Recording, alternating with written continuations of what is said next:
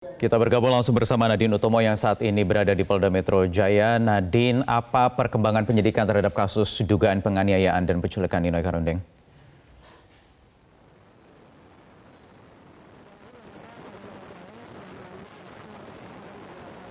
Kasus penculikan atau dugaan kasus penculikan dan juga penganiayaan dari salah satu relawan Jokowi pada Pilpres 2019 yaitu adalah Ninoi Karundeng.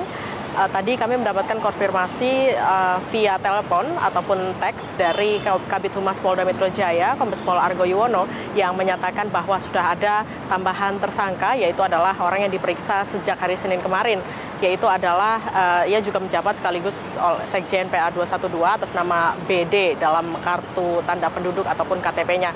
Kemudian tadi Kabid Humas Polda Metro Jaya Argo Yuwono menyatakan bahwa memang belum bisa diketahui apakah sudah ada surat penahanan, apakah sudah melebihi waktu pemeriksaan yaitu 1 kali 24 jam, karena memang ketika 1 kali 24 jam sudah diperiksa dan sudah ditetapkan tersangka, maka apakah akan ditahan di rutan Polda Metro Jaya itu kami juga masih mendalami lagi, masih mengkonfirmasi lagi, karena Kabid Humas Polda Metro Jaya Argo Yuwono juga menyatakan masih belum bisa menyampaikan keterangan persnya kepada awak media. Kemudian juga yang perlu ditelisik lagi apakah bagaimana sebetulnya keterlibatan dari BD, karena yang sejauh ini yang kami ketahui bahwa BD ini berada dalam lokasi penculikan dan juga penganiayaan dari Ninoi. Namun kemudian apa perannya, ataukah ia salah satu menjadi pelaku ataupun tersangka yang mengintimidasi, kami juga masih harus menelisik ataupun masih menggali lebih dalam bagaimana keterlibatan dari tersangka baru ini adalah tersangka ke-12 dari kasus penganiayaan Ninoi Karundeng.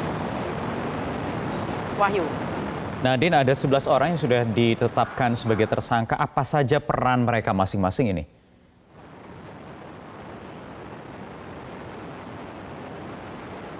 Ya, Wahyu, untuk kita lihat bahwa dari 11 tersangka ini memiliki peran yang masing-masing, yaitu kita bisa lihat salah satunya adalah tersangka yang diduga kuat, yaitu adalah menjadi salah satu orang yang meminta data ataupun mengintervensi data dari ponsel korban, ada yang mengintervensi data dari laptop korban, kemudian memperbanyak dari data-data tersebut karena diketahui Ninoi berada pada saat unjuk rasa di Pejompongan pada 30 September kemarin, hari Senin, dan kemudian ada sekelompok orang yang menyambangi Ninoi, kemudian yang meminta data tersebut dan kemudian memperbanyak. Kemudian yang ada viral di media sosial adalah bagaimana video ketika ia diinterogasi oleh sekelompok orang tersebut, dan kemudian ada yang merekam, ada juga yang sengaja memperbanyak dan juga memviralkan ataupun mengunggah di media sosial, dan kemudian ada juga yang orang-orang yang berada di balik interogasi ataupun mengintimidasi, karena sejauh ini yang kami ketahui bahwa dari korban sendiri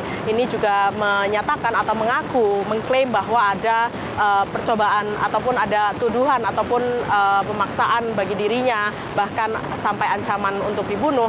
Namun kami juga masih mengetahui, masih harus mendalami bagaimana sebetulnya Polda Metro Jaya, tepatnya dari Krimum, ini kemudian menelisik apakah masih ada tersangka-tersangka lainnya, apakah harus memeriksa saksi-saksi ataupun apakah kemudian berkas perkara dari Ninoi ini sudah lengkap dan akhirnya bisa dilimpahkan ke kejaksaan. Kami masih juga mendalami informasi tersebut. Namun yang bisa diketahui dari 11 orang tersangka ini, Wahyu, memang memiliki perannya masing-masing, mulai dari copy data dari handphone korban, laptop korban, kemudian merekam video korban dan juga memperbanyak video korban.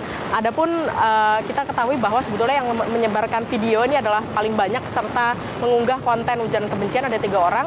Kemudian dari yang menyalin atau mengambil data secara sepihak dari laptop korban, kemudian mengintervensi korban agar menghapus data di ponsel, ini juga ada 2 orang yang ditetapkan tersangka sebagai intervensi ataupun yang memaksa dari korban tersebut. Kita akan lihat apakah hari ini ada keterangan pers dari Kabid Humas Polda Metro Jaya terkait dengan pernyataan resminya atas penetapan kembali tersangka, yaitu tersangka ke-12 dalam kasus penganiayaan dan penculikan dari Ninoi Karundeng. Kembali ke Anda, Wahyu, di studio. Baik, Nadine Utomo melaporkan langsung dari Polda Metro Jaya.